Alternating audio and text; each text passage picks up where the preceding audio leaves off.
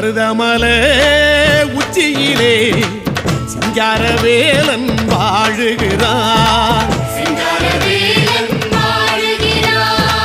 பள்ளி மகள் தூதுவர சிங்காரவேலன் ஆடுகிறான். அறுபடை முற்றத்திலே வெள்ளி நிலவில் ஆடுகிறான்.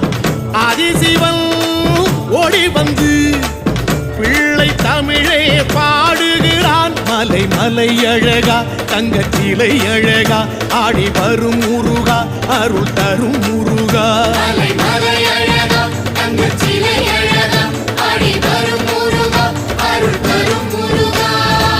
மருதமலை உச்சியிலே சிங்காரவேலன் வாழுகிறான்.